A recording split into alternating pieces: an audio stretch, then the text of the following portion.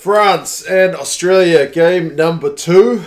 Good thing about this Aussie-France series is that we're getting games on odd days.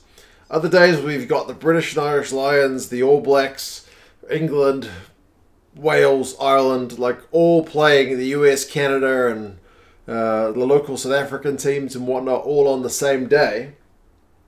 Then you've got the Aussies and the French on a Tuesday or a Wednesday. It's good stuff. I quite like it. So this one's on a Tuesday. The last game was on Wednesday, so it's a 6-day turnaround, which is, doable for a lot of the teams. But yeah, we'll go through the teams, which are mildly changed. Some of the stats and the predictions for this one. You guys can let me know your thoughts. This one's in Melbourne. It's at AAMI Park. Should have a better crowd, I would imagine, because the last game, as some people rightly pointed out in the last video with the review of the first game, that game kind of had to be hastily rearranged in terms of the venue with COVID cases in New South Wales. So this one's at AAMI Park in Victoria, Melbourne, where I think everything's happy days, as far as I'm aware. So, yeah, hopefully a good crowd. It's on at 10 PM here in New Zealand, so 8 PM local time, I believe. Last game was 23-21. If you didn't see that game, you probably did if you're here. But, yeah, that was rather a dramatic finish with a last-minute play from the Wallabies, kind of able to snatch, well, you could say the French snatched defeat from the jaws of victory, to be fair, but either way, kudos to the Wallabies for fighting right till the death and managing to pinch it. So, yeah, speaking of the Wallabies, they've kept things relatively stable. The only change to the starting 15 that I could see was Tupou gets a start ahead of Allan Alaalatoa, who drops to the bench. Otherwise, the side seems to be the exact same 23, just with that one change. So, Slipper, Paenga-Amosa, Tupou is the front row this time. Tupou did make a visible difference when he came on at scrum time. He beefed up the pack, and he still manages 24 run meters and 3 defenders beaten, which is not his primary job, but he can't help himself. So, added a visible bit of punch, did he? Philip and Salakaia-Loto are the locks, who weren't kind of setting the world on fire, to be honest, and Valetini, Hooper and Wilson.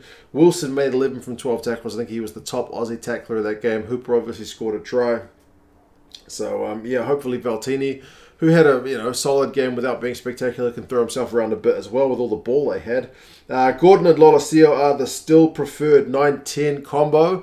McDermott, like Tupou, added a bit of punch when he came on from the bench at number 9, but he is still continuing that kind of impact role from the bench. He's not given the starting reins. And I believe James O'Connor is fit for this one, but they've decided not to throw him straight back in. And I think the turnaround for the next game is a lot shorter. So I would expect to see a lot more changes for game 3 and probably James O'Connor for that one. But yeah, good to keep faith in Lolesio. He definitely needs more minutes at international level if he's going to keep developing as a player. Tamua and Paisami are 12-13. As I mentioned, that's the same. Tamua didn't do much in his running of the ball. I think he had 5 runs for 6 meters, which is not all that flash. Danty is a big unit as his opposite number and managed to keep things relatively quiet. Lolesio, I mentioned Lolesio already. Paisami had 9 runs for 63 meters, which was one of the better efforts from the Aussie backs. Koroibete, Wright and Banks, the same back 3. Koroibete, 68 run meters, 4 defenders beaten. Attacking wise, pretty solid. It's defensively where you would say the Aussies were let down a bit. Their tackling percentage in that game was 77%, which is not good numbers. Super Rugby teams would look at those numbers and still be critical, let alone a test effort. The likes of Philip made 3 from 6, which is uncharacteristic. Koroibete 1 from 4. And they had 66% possession, so they didn't have to make all that many tackles. The French had to make a lot more. So in the scheme of things, maybe if the Wallabies had been a bit more efficient ball in hand and a lot more efficient defensively, it wouldn't have been a close game, at least on paper. But anyway, we'll see how the second game goes. Lonergan, Bell, Alaalatoa is the bench. Swain, Naisarani, McDermott, Ikitau and Kellaway. Bell and Ikitau I don't think got off the bench in the last one, so it will be interesting to see if Dave, on the relatively short turnaround, not dramatically short, but throws some of the subs on a wee bit earlier. For France, there's a few more changes. They've also made a change at tight head. Umpoton comes in at tight head, and he is a big old unit, just like Tupou. I don't know about just like Tupou, but he's like 130 kilos, so in that regard, he's like Tupou. He's on his debut, so good luck to him. He will try and put James Slipper under a bit of pressure. Bailo and Gros are still there at hooker and loose head, respectively. Azago and Kazo are the locks. Azago comes in and will get his debut. And Kazu was on the bench last week, so he gets a start. So it's a little bit of rotation there. The loosies is Diallo, who is on his debut at number 6 as well. Woki is up from the bench at number 7, and Gelon moves from 6 to 8. He is still captain. He made 18 tackles in that French effort, but he did miss 5. But that being said, the overall French effort tackling-wise was like 91%. They made 150-odd tackles to, what was it, like 70 for the Aussies? Something like that. So, yeah, they had a pretty decent defensive shift, all things considered. Woki is a man that I'm looking forward to seeing at line-out time. Remember, Creton was their main guy at line-out time. I think he had 6 takes, which was the most of any Frenchman in that previous game, and he is out with an ankle injury. So Woki is, from what limited amount I have seen him, a pretty efficient operator at line-out time. So I would expect him to be doing a wee bit there and trying to disrupt what the Wallabies are doing as well.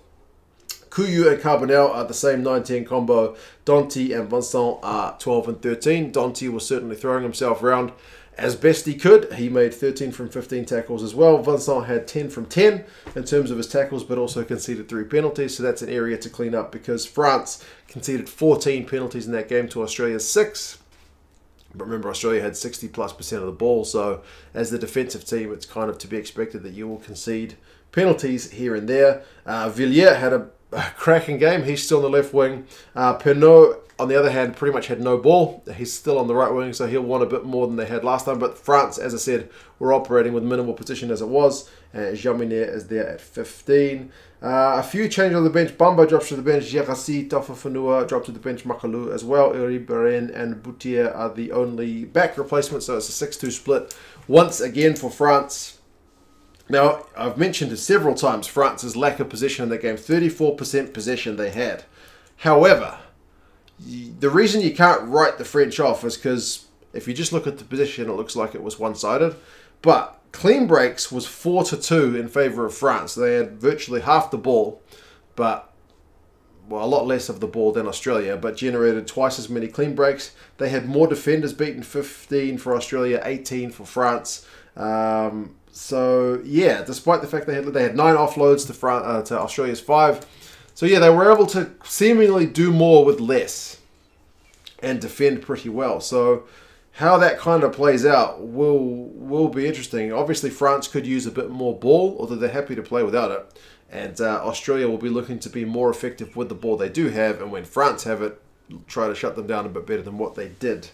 The bookies for this one have got France losing it, so Australia winning it by 9. Rugby forecast algorithm goes a little bit closer and says Australia by 2. So, yeah, is it going to be the consistency of the Aussie lineup with the same 23, just the one change to the starting 15, or is it going to be the French with that slight bit of rotation who will get things done? You guys let me know your thoughts. How do you think this one is going to play out? How forward are you looking forward to rugby on a Tuesday? I'm pretty happy with it. So, yeah, you guys have any thoughts? And I'll talk to you again soon. See you later.